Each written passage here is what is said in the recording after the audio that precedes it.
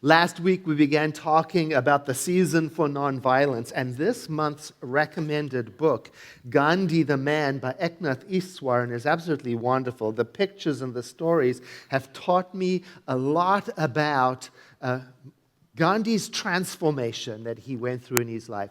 Now, this word transformation is a powerful word, isn't it? I mean, transformation means radical change. Not just a little simple change, radical change.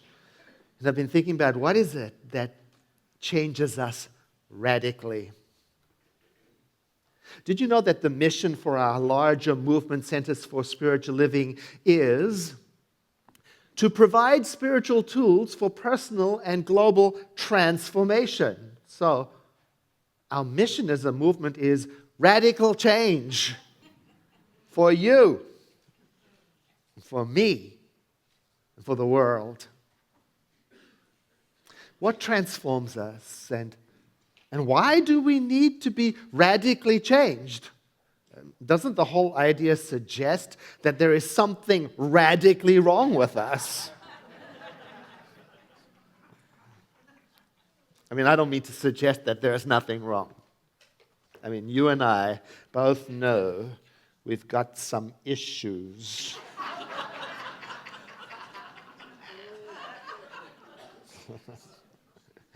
And I'm not trying to suggest that we don't pay attention to the issues and the situations and the habits and the events and all the troublesome stuff in the world. Because you know what happens if you ignore all of that? It can lead to denial. And then that's a very painful way to walk through the world. Trouble, though, can be one of the things that transforms us. I mean, it's not the only way to grow and change and learn. Still, it can be the case, certainly in my life, when something goes wrong, it can be the very thing that causes me to radically change my habits, my thinking, my direction. That's if I don't let the trouble drag me down and paralyze me. Because, sometimes I can focus on what is wrong in an unhelpful way. Thinking that I can never get ahead in my life. I cannot achieve my goal. I can't do whatever it is until what is wrong is properly addressed, removed, fixed.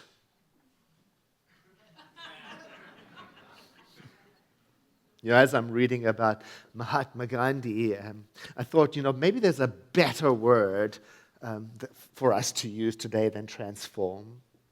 How about transcend?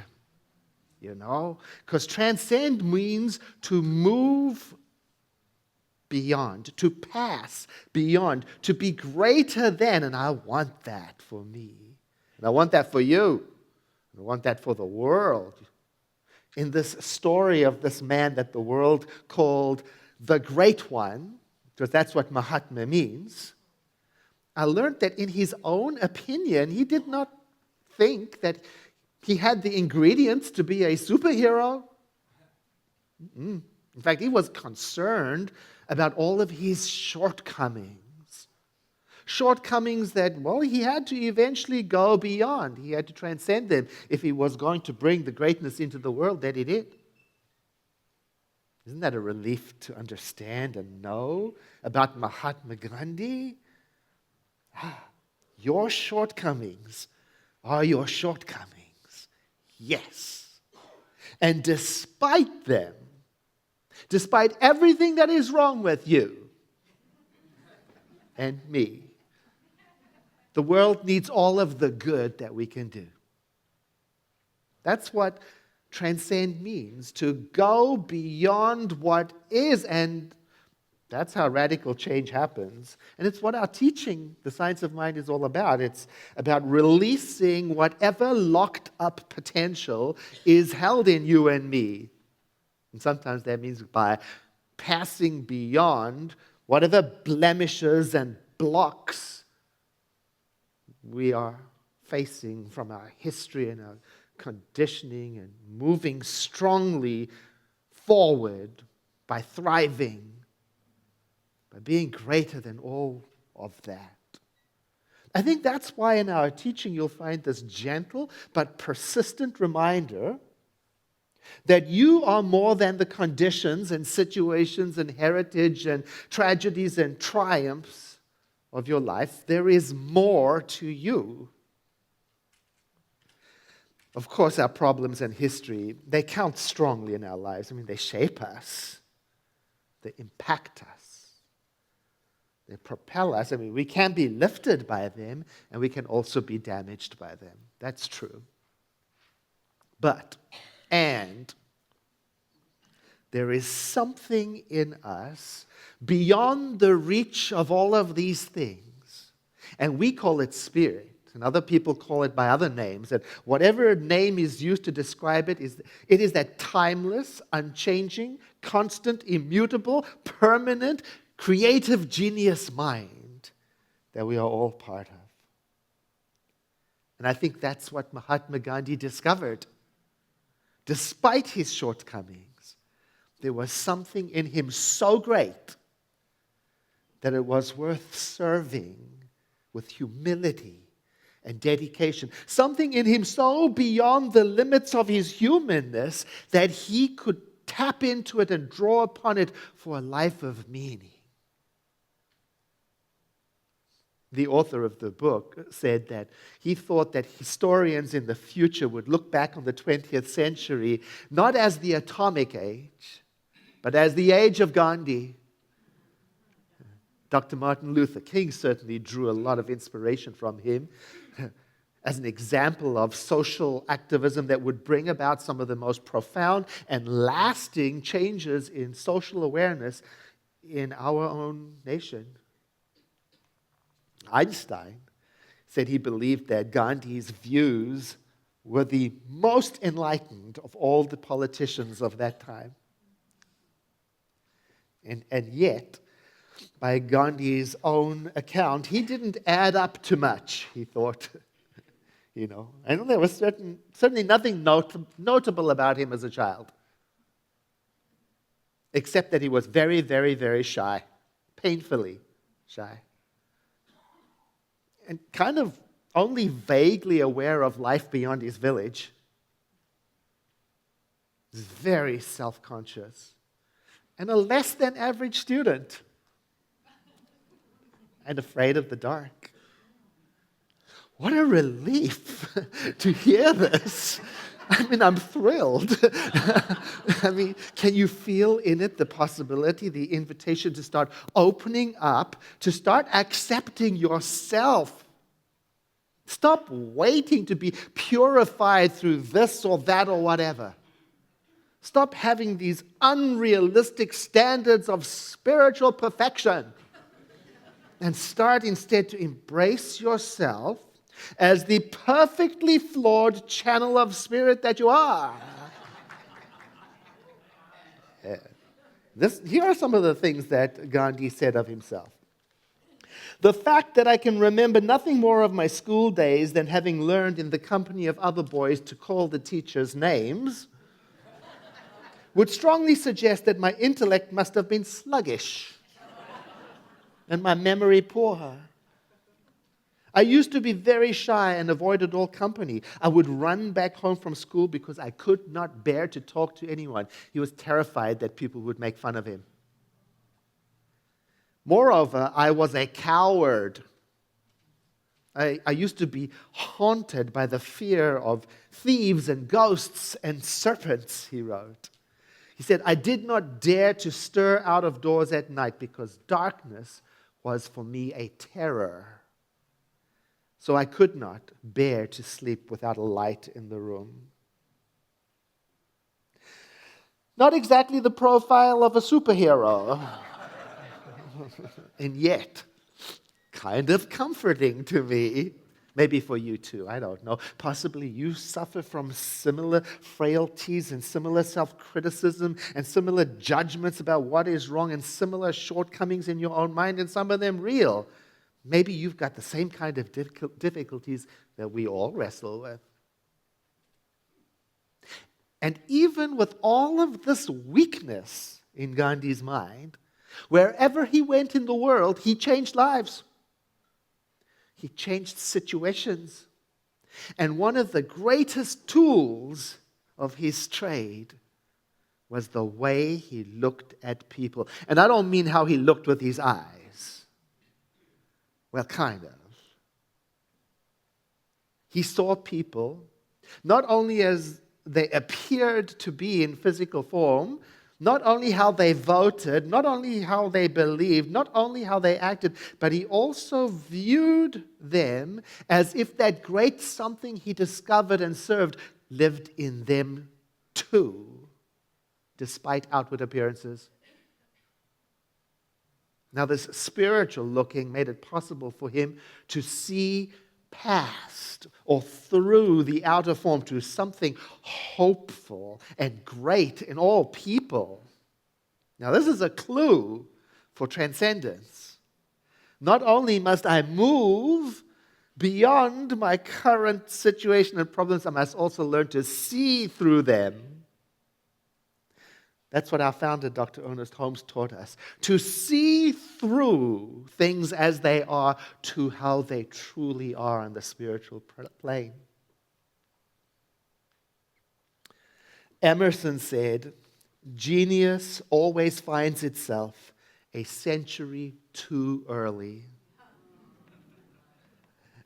I'm thinking of our founder, Dr. Ernest Holmes, right now, because I think that is exactly the case for him. He, like Gandhi, brought something into the world in the 20th century that is ours to live this century. A teaching, a way of life, an attitude that can and does awaken humanity to its spiritual magnificence. And that's our movement's purpose, those words. To awaken humanity to its spiritual magnificence. And it occurs to me that now it's our turn. No matter what our shortcomings are, no matter what's missing, we can't continue to hide what we've discovered and know, because I think you and I know that our teaching of oneness and inclusivity and loving kindness is the answer to so many of the world's problems. Now it's our turn to share what we have learned about our relationship to that genius mind, to share it as a salve for hearts that yearn for an awakening, to make it available wherever people are dreaming of a greater yet to be. It occurs to me that you are the visionary that Dr. Ernest Holmes was talking about 60 years ago when he said, "Find me a person who is no longer afraid of the universe, of God, or of anything else." And it's our mission in Centers for Spiritual Living to provide the tools that teach people to think fearlessly, to choose wisely, and to love expansively to create a world that works better for everyone. We are Science of Mind, and we hold within us the blueprint for what is to come. We are the visionaries for a kind of world that isn't really yet a reality for many people, this world that works for everyone. On a social level, it is clear that there is a lot of opportunity for us to demonstrate a better world, one that our hearts and our minds know is possible. Leo Tolstoy said, "Truth, like gold, must be obtained not by its growth, but by washing away from it everything that is not gold." And our teaching, Science of Mind, gives us some bold and riveting instructions and directions for the journey toward the revealing of this gold. Surely, we, like Gandhi, must stand for equal rights for all. Surely, we must pursue an end to hunger and suffering. Surely, we must say yes to God's creative diversity.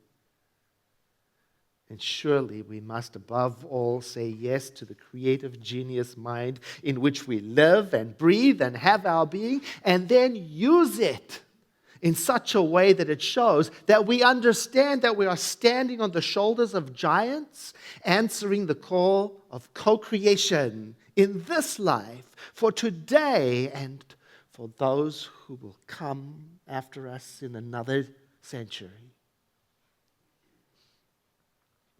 And there is not only one way to rise to the awareness of our spiritual magnificence.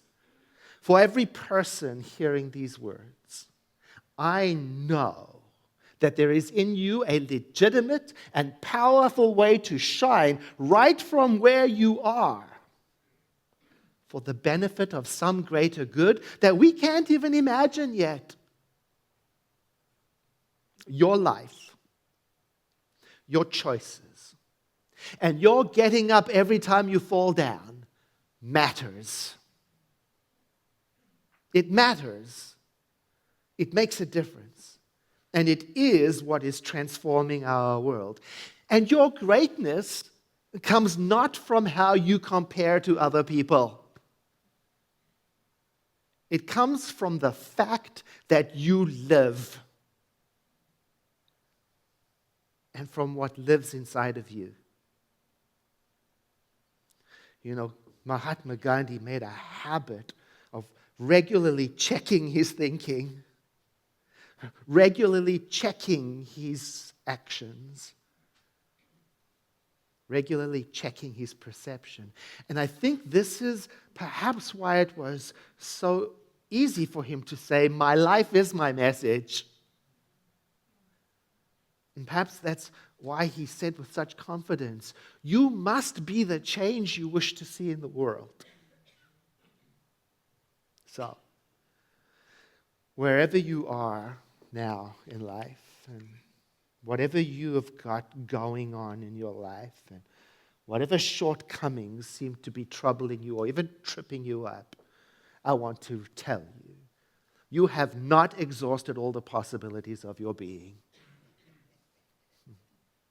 You are far more powerful than you may ever have thought. And history is on my side with the proof of this. History is full of examples of people just like you and me with tremendous ordinariness, plagued by so many problems, who take what they have and keep moving through it, beyond it, past it, to live and to love and to thrive and to contribute from their perfect imperfection. Today I bring you a prayer from another one of my mentors, Dr. Maxine Kay. And I learned my lesson. I printed it out for you this time, so you can pick one up as you leave today. And this prayer, I invite you to imagine, is being said by you in your own mind. So I invite you to breathe in and to close your eyes. The divine presence is wholly alive and present. It moves with grace and wisdom through all creation. Each incarnation of this life is a spiritual human being, filled with confidence in its source and capable of moving forward in the spiritual evolution of all humanity.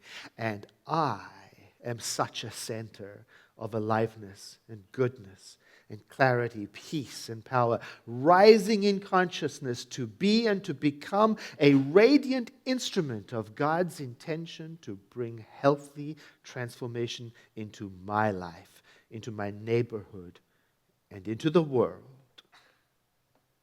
I remain exquisitely clear about my divine origin and the powerful good that is greater than I am, and yet ready and willing to co-create through my very being. I remain deeply established in integrity.